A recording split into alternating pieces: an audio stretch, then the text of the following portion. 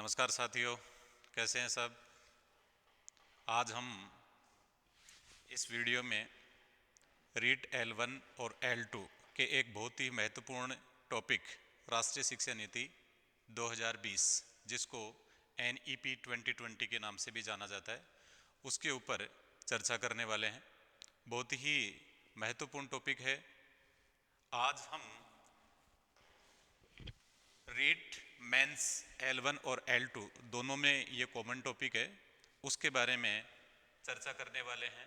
ये आपका टॉपिक शैक्षिक परिदृश्य वाले टॉपिक में रहेगा, जिसमें राष्ट्रीय शिक्षा नीति 2020 राजस्थान के परिप्रेक्ष्य में एक टॉपिक है। क्योंकि ये एक नया जुड़ा हुआ टॉपिक है, तो इसके लिए सभी विद्यार्थी बहुत गहनता से अध्ययन करें। क्योंकि नया टॉपिक है तो इसमें से क्वेश्चन भी इसी प्रकार से पूछा जाएगा। यहाँ आज हम शैक्षिक परिदृश्य के राष्ट्रीय शिक्षा नीति 2020 राजस्थान के परिप्रेक्ष्य में इस टॉपिक की एक सामान्य चर्चा करने वाले हैं कि राष्ट्रीय शिक्षा नीति की आवश्यकता क्यों पड़ी, राष्ट्रीय शिक्षा नीति के उद्देश्य क्या हैं। तो संक्षिप्त में आज हम इस पहले वीडियो में चर्चा करेंगे। इसके बाद में कंटिन्यूसली इसके जो नेक्स्ट पार्ट बनाएंगे उसमें हम आगे विस्तार से चर्चा करेंगे। तो सभी साथी तैयार हो जाएं, हम आज के इस टॉपिक को शुरू करते हैं। देखिए साथियों, राष्ट्रीय शिक्षा नीति 2020 नेशनल एजुकेशन पॉलिसी 2020 सबसे इंपॉर्टेंट क्वेश्चन तो यहीं से पुटअप हो जाता है। कई बार शॉर्ट में अपने पढ़ते हैं NEP। तो NEP का मतलब, NEP की फुल फॉर्म अगर पूछ ली जाए तो NEP की फुल फॉर्म N से आपको न्यू एजुकेशन पॉलिसी नहीं करना है, क्योंकि कई बार ऐसा होता है कि NEP और बोलने में कई विद्यार्थी भी ऐसा बोल देते हैं कि न्यू एजुकेशन पॉलिसी, जबकि N का मतलब यहां पर क्या है, नेशनल, E का मतलब एजुकेशन और P का मतलब पॉलिसी। तो NEP की फुल फॉर्म अगर पूछी जाए तो आपको इसमें बोलना है नेशनल एजुकेशन पॉलिसी, ये इसकी फुल फॉर्म हो जाएगी, राष्ट्रीय शिक्षा नीति 2020। हम इसके इंट्रोडक्शन की बात करें, राष्ट्रीय शिक्षा नीति क्या है, क्यों इसकी आवश्यकता पड़ी, तो यहां पर हम इसका प्रथम बिंदु देखें। शिक्षा क्यों आवश्यक है?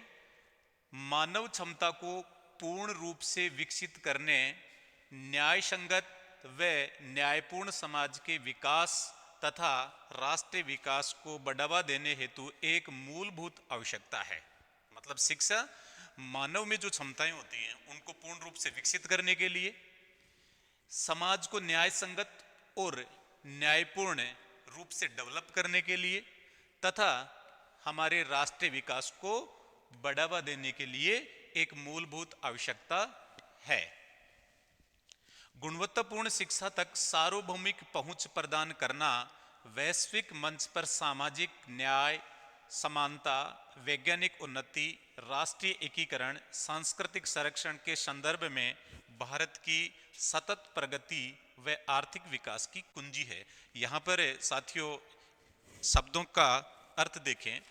गुणवत्तापूर्ण शिक्षा तक सार्वभौमिक पहुंच प्रदान करना, यहाँ पर बहुत ही महत्वपूर्ण है। सार्वभौमिक, सार्वभौमिक का मतलब है हम एक ऐसी शिक्षा प्रणाली डेवलप करें जो समाज के हर तबके तक समान रूप से पहुंच सके, क्योंकि समाज में सामाजिक रूप से चाहे वो अमीर हो चाहे वो गरीब हो, शारीरिक रूप से चाहे वो स्वस्थ हो चाहे वो विकलांग दिव्यांग हो, मतलब व्यक्ति में आर्थिक रूप से सामाजिक रूप से जो भिन्नता होती है उसके आधार पर शिक्षा के अंदर किसी प्रकार का कोई भेदभाव नहीं हो, शिक्षा की पहुंच सभी लोगों तक पहुंच हो, सभी को शिक्षा के समान अवसर प्राप्त हो, उसका मतलब है सार्वभौमिक पहुंच।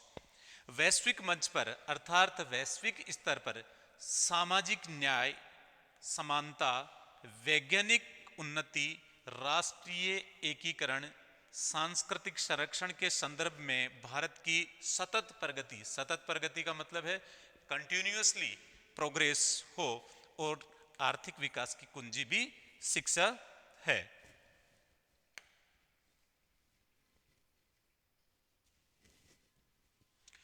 शिक्षा वह माध्यम है जिससे देश की समृद्ध प्रतिभा तथा आर्थिक संसाधनों का सर्वोत्तम विकास तथा संवर्धन व्यक्ति, समाज, राष्ट्र तथा विश्व की भलाई के लिए किया जा सकता है। यहाँ पर हम देखें कि शिक्षा एक ऐसा माध्यम है जिससे देश की समृद्ध प्रतिभा, क्योंकि हमारे देश में बहुत सी प्रतिभाएं हैं और कई बार हम ये देखते भी हैं और सुनते भी हैं कि देश की बहुत ही समृद्ध प्रतिभाएं यहाँ पर्याप्त अवसर नहीं मिलने के कारण विदेशों में अपने नए अवसर तलाशने के लिए भारत से विदेशों में चली जाती है, जिसको ब्रेन ड्रेन भी कहा जाता है। तो भारत की जो समृद्ध प्रतिभा है उसको तथा आर्थिक संसाधनों का सर्वोत्तम विकास और उनका संवर्धन करना तथा व्यक्ति, समाज, राष्ट्र तथा विश्व की भलाई के लिए किया जा सकता है। तो शिक्षा एक ऐसा माध्यम है जो हमारे राष्ट्र की समृद्ध प्रतिभा को, आर्थिक संसाधनों के सर्वोत्तम विकास और संवर्धन को और हमारे देश की भलाई के लिए जो हमारे संसाधन हैं उनका उपयोग किया जा सकता है। यहाँ पर साथियों ये बहुत ही इम्पोर्टेंट भारत द्वारा 2015 में अपनाए गए सतत विकास एजेंडा, या हम इसको कह सकते हैं सतत विकास लक्ष्य, एजेंडे के स्थान पर हम लक्ष्य भी इसको बोल सकते हैं। शॉर्ट में अगर इसको देखें तो SDG के नाम से जाना जाता है, सस्टेनेबल डेवलपमेंट गोल्स। 2030 के लक्ष्य 4 के अनुसार 2030 तक सभी के लिए समावेशी और समान गुणवत्ता युक्त शिक्षा प्रदान करने तथा जीवन पर्यंत शिक्षा के अवसरों को बढ़ावा देने का लक्ष्य है। यहाँ पर साथियों देखें, सबसे पहला भारत ने सतत विकास एजेंडा कब अपनाया? 2015। इसका लक्ष्य 2030। और इसके कौन से लक्ष्य में ये बात कही गई? चौथे लक्ष्य में। अभी स्कूल लेक्चरर संस्कृत एजुकेशन का पेपर हुआ था, उसमें शैक्षिक प्रबंधन वाले में ये क्वेश्चन यहाँ से पूछ लिया गया कि भारत में समग्र और समावेशी शिक्षा के लिए, सभी के लिए समावेशी और समान गुणवत्ता वाली शिक्षा SDG के कौन से लक्ष्य में निर्धारित की गई है? तो उसका आंसर था SDG 4। तो SDG 4 के अनुसार 2030 तक भारत में सभी के लिए समावेशी और समान गुणवत्ता युक्त शिक्षा प्रदान करने तथा जीवन पर्यंत शिक्षा के अवसरों को बढ़ावा देने का लक्ष्य रखा गया है। Very very important. इसके लिए संपूर्ण शिक्षा प्रणाली को पुनर्गठित करने की आवश्यकता होगी। साथियों, इसी बात को ध्यान में रखते हुए नवीन राष्ट्रीय शिक्षा नीति लागू की गई है। जैसे हम उदाहरण के रूप में देखें कि वर्तमान में big data, machine learning, AI artificial intelligence जैसी नवीन तकनीकियां आई हैं जिनमें अकुशल कार्मिकों के स्थान पर मशीनें काम करने लग जाएगी। अर्थात ये कुछ ऐसे टेक्निकल फील्ड हैं जिनमें जो अकुशल कर्मचारी हैं उनको हटा दिया जाएगा और कार्मिकों के स्थान पर मशीनें काम करने लग जाएगी। जैसे हम देखते हैं कि कई रोबोट ऐसे बना दिए गए हैं कि वो हर काम को बड़े आसान तरीके से और कुशलता के साथ में कर लेते हैं, चाहे किसी भी प्रकार का सेक्टर हो। कई वीडियो हम ऐसे देखते हैं जैसे कृषि के क्षेत्र में है, कृषि के अलावा चिकित्सा के क्षेत्र में है। तो हर ऐसा क्षेत्र आने वाला है जिसमें ये जो नवीन तकनीकियां हैं उनका प्रयोग करके अकुशल कार्मिकों के स्थान पर मशीनें काम करने लग जाएगी। वहीं दूसरी ओर डेटा साइंस, कंप्यूटर साइंस तथा गणित के क्षेत्र में कुशल कार्मिकों की आवश्यकता भी होगी। अब ऐसा नहीं है कि अकुशल कर्मचारियों का स्थान तो मशीनें ले लेगी, तो मानव क्या करेगा? बेरोजगार थोड़ी हो जाएगा। लेकिन कुछ ऐसे फील्ड भी हैं जैसे डेटा साइंस है, कंप्यूटर साइंस है और मैथ्स है, इसमें कुशल कार्मिकों की आवश्यकता भी होगी। नेक्स्ट बिंदु हम देखें, रोजगार तथा वैश्विक पारिस्थितिकी में तीव्र परिवर्तन के कारण यह आवश्यक हो गया है कि बच्चों को जो सिखाया जा रहा है उसके साथ ही सतत रूप से सीखने की आवश्यकता है। इसके लिए बच्चों में समस्या समाधान, तार्किक चिंतन, रचनात्मकता तथा विविध विषयों के मध्य अंतर संबंधों को जानना आवश्यक है ताकि ज्ञान का उपयोग सही क्षेत्र में किया जा सके। साथियों, इस चीज को अच्छे से समझे, क्योंकि रोजगार और वैश्विक पारिस्थितिकी में बहुत तेज गति से परिवर्तन हो रहा है, और बहुत तेज गति से परिवर्तन होने के कारण ये आज आवश्यक हो गया है कि हम बच्चों को जो चीज सिखा रहे हैं उस चीज के अलावा सबसे महत्वपूर्ण बात है कि बच्चे उसको नियमित रूप से सीखें और बच्चों में समस्या समाधान, मतलब प्रॉब्लम सॉल्विंग, कोई समस्या है तो उसका समाधान कैसे किया जा सकता है, इसके ऊपर ध्यान केंद्रित होना चाहिए। बच्चों में तार्किक चिंतन डेवलप किया जाना चाहिए, क्योंकि किसी भी चीज का कोई ना कोई कारण होता है और उस कारण की तरफ बच्चे का ध्यान जाना चाहिए। बच्चों में क्रिएटिविटी होनी चाहिए, रचनात्मकता होनी चाहिए तथा विविध विषयों के मध्य अंतर संबंधों को जानना भी आवश्यक है। ऐसा नहीं है कि एक सब्जेक्ट पढ़ लिया तो उसका यूज कहाँ करेंगे। जैसे हम देखते हैं कि सब्जेक्ट तो पढ़ लिया, किताबी ज्ञान हो गया, लेकिन वास्तविक रूप से इस ज्ञान को, उस ज्ञान को हम कहाँ पर अप्लाई करें, किस प्रकार से अप्लाई करें, हमारे दैनिक जीवन में वो किताबी ज्ञान जो हमने सीखा वो कहाँ काम आ रहा है।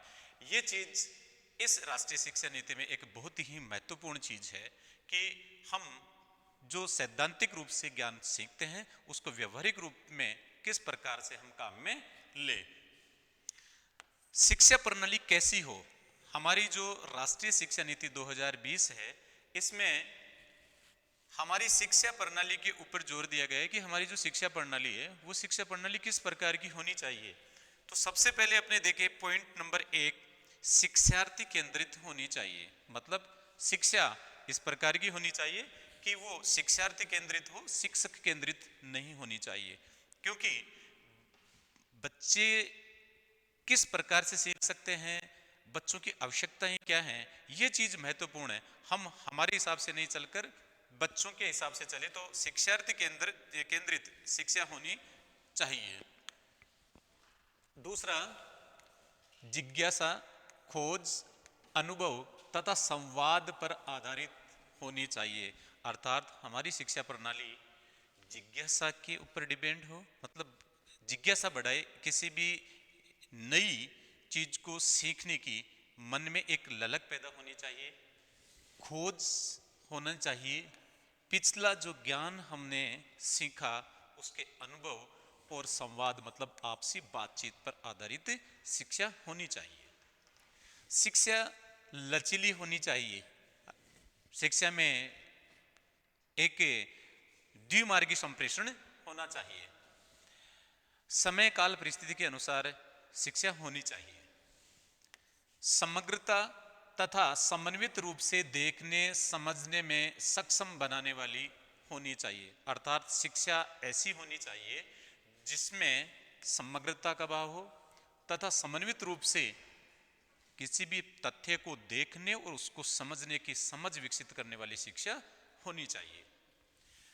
नेक्स्ट बिंदु अपने देखें, शिक्षा रुचिपूर्ण होनी चाहिए।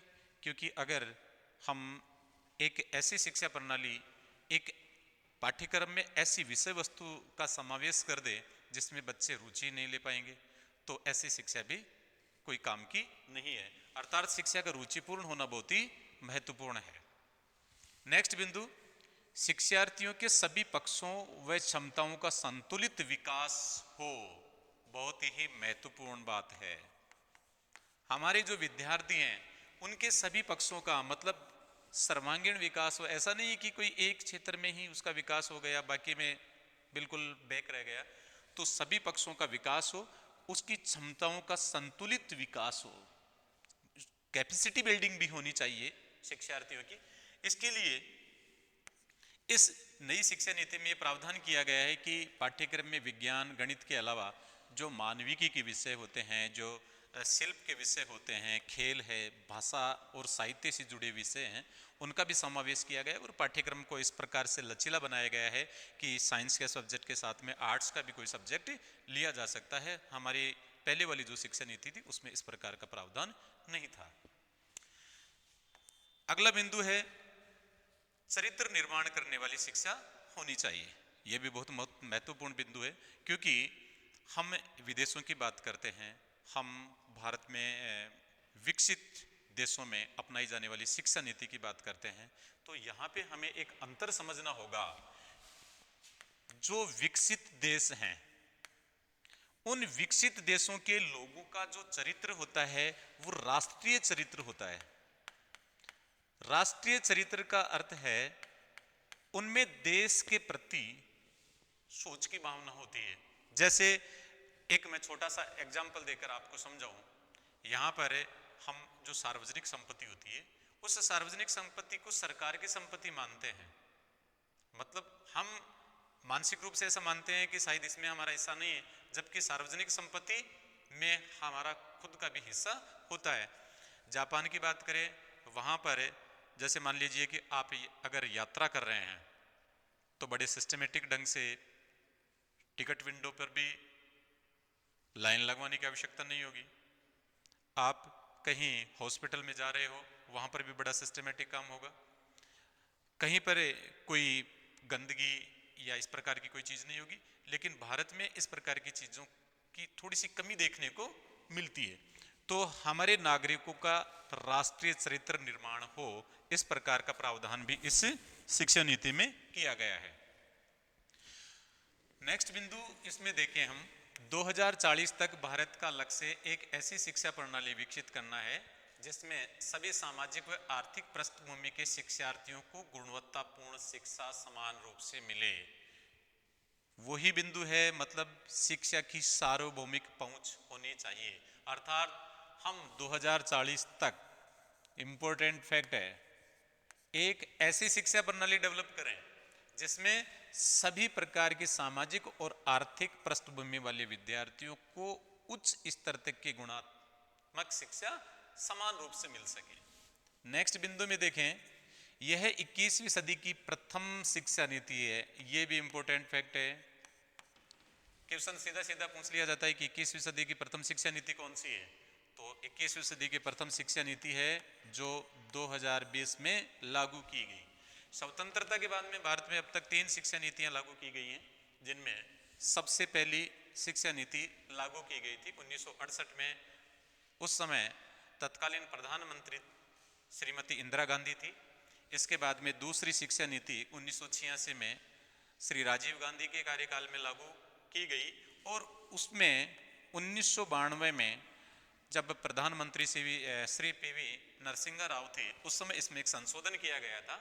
और इसके बाद में तीसरी स्वतंत्रता के बाद 2020 में प्रधानमंत्री श्री नरेंद्र मोदी के कार्यकाल में यह शिक्षा नीति लागू की गई है।